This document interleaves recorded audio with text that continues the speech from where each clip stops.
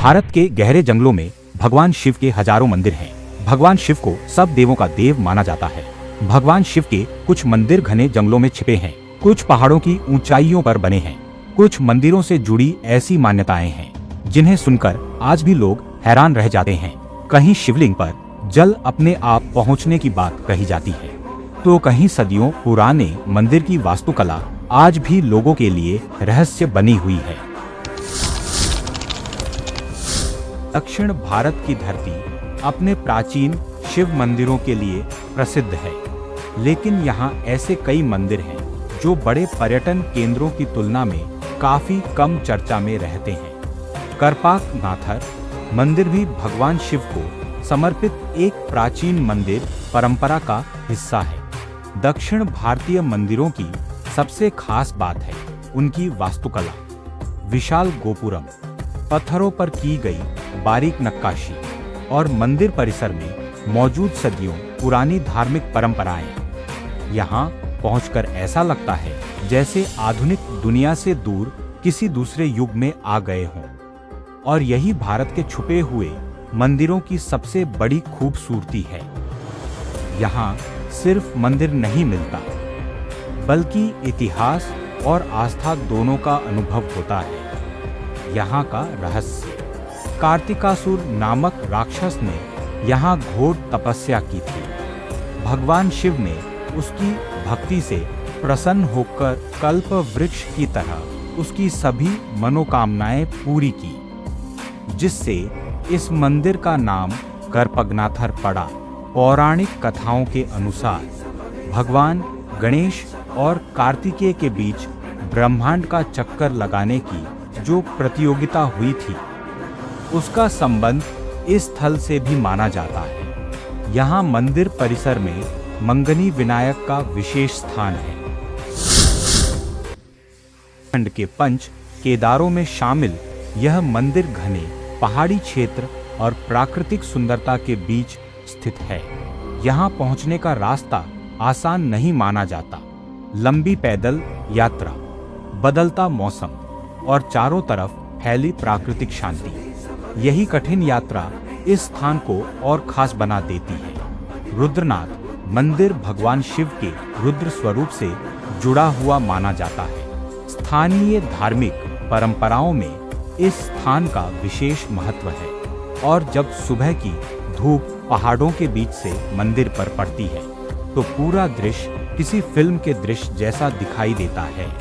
शायद यही वजह है कि जो लोग यहाँ एक बार आते हैं वे इस जगह को आसानी से भूल नहीं पाते।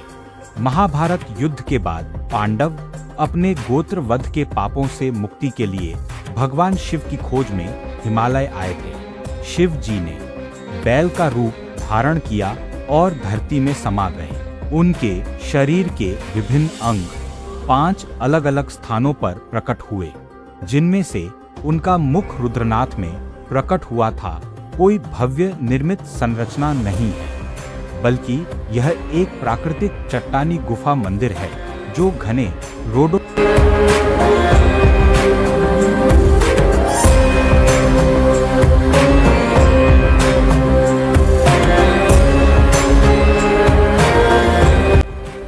गुप्तेश्वर महादेव नाम से ही पता चलता है। गुप्त यानी छिपा हुआ।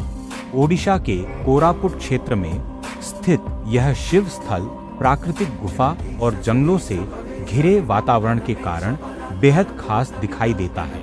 यहाँ पहुँचने पर आपको बड़े शहरों की चहल पहल नहीं मिलेगी, इसके बजाय मिलेंगे घने जंगल, चट्टानें, गुफा और भगवान शिव का पवित्र स्थान। स्थानीय धार्मिक परंपराओं में गुप्तेश्वर को विशेष महत्व दिया जाता है। गुफा के अंदर का वातावरण बाहर की दुनिया से बिल्कुल अलग महसूस होता है और यही कारण है कि यह स्थान उन लोगों को विशेष रूप से आकर्षित करता है जो भारत के कम ज्ञात धार्मिक स्थलों को देखना चाहते हैं।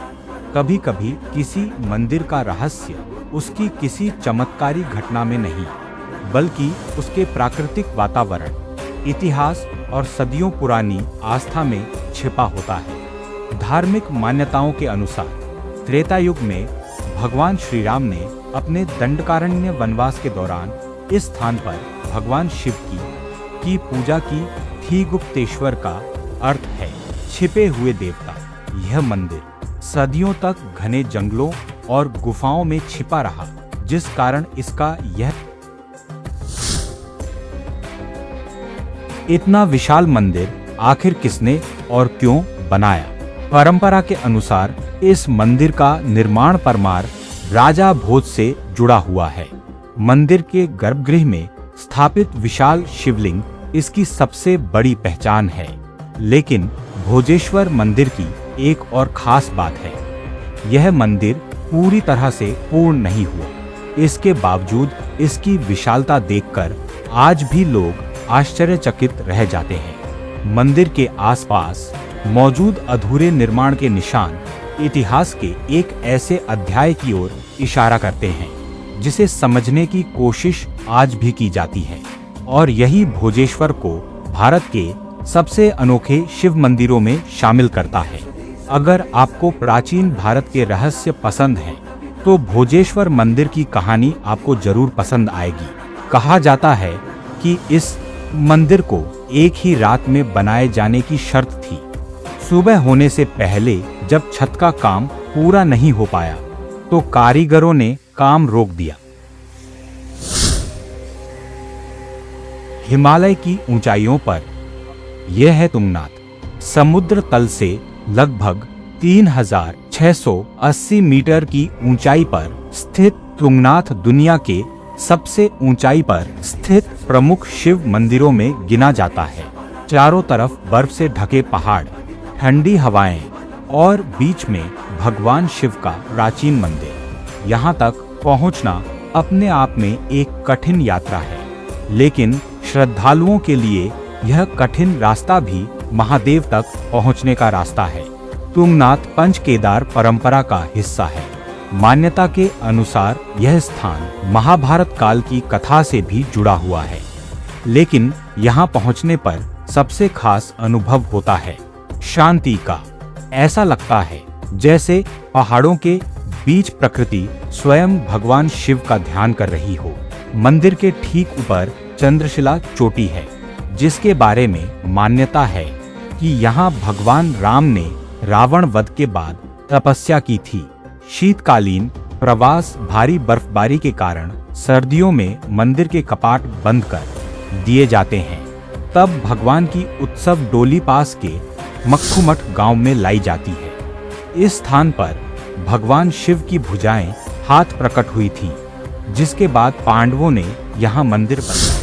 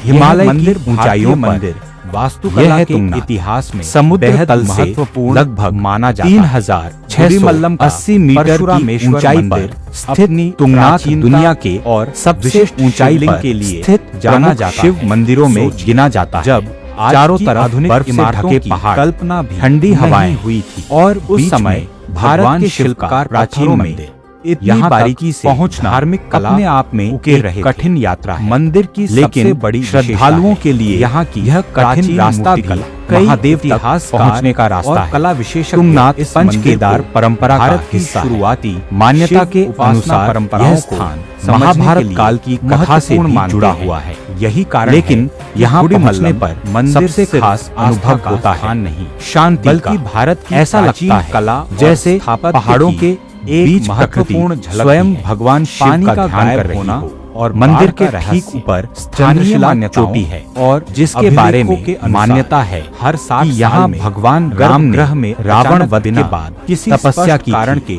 शीतकालीन भारी प्रवास भारी बर्फबारी के कारण कुछ ही सर्दियों में मंदिर के कपाट बंद कर भक्त दिए जाते हैं कि यह तब भगवान की सीधे काशी डोली पास के मखुमठ गाँव